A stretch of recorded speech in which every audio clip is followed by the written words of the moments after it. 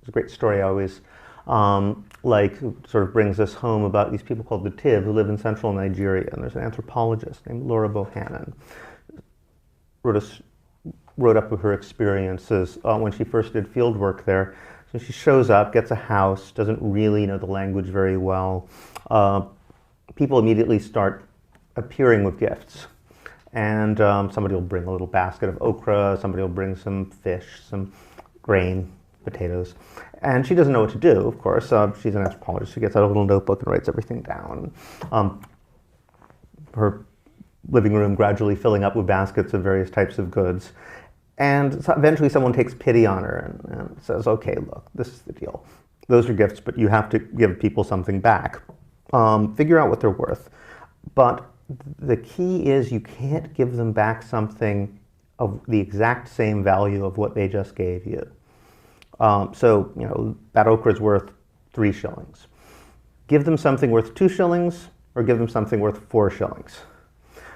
Never give them something worth 3 shillings, because if you do, you're saying, I don't want to have anything more to do with you. So people have to be in each other's debt just a little bit. And that way you always have an excuse to, like, you know, oh, by the way, I still owe you a shilling on that. You know, so everybody has an excuse to see each other. And so in a way, sociality is debt. Everybody has to be just a little bit in debt to everybody else. And if you look at, you know, the way communities work over the course of history where they do have money, very often that's what, like, being a neighborhood means. Everybody's a little bit in debt to everybody else.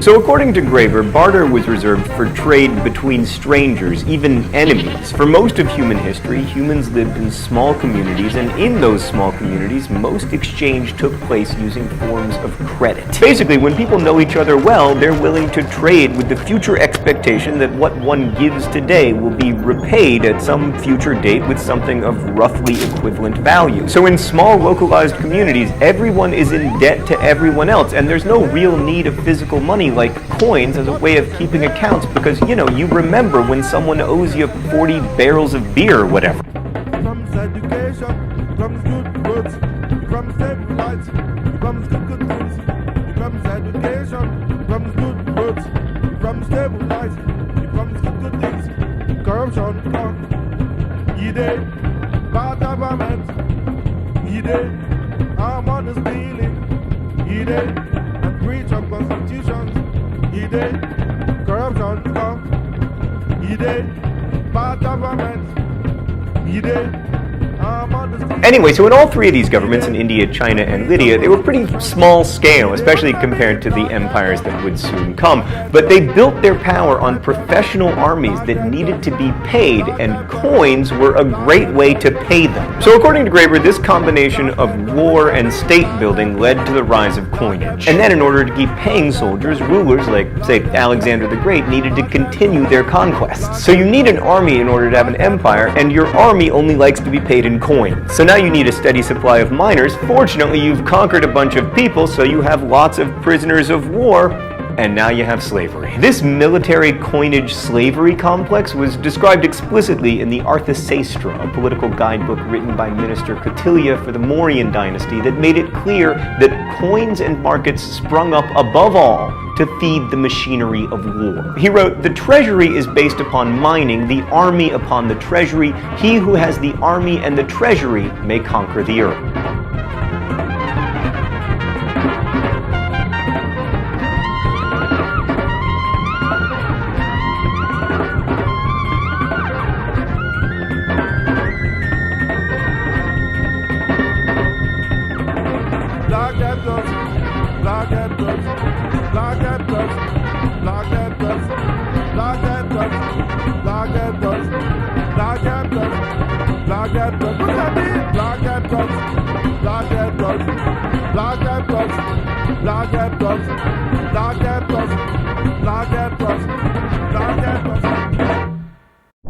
What was his name?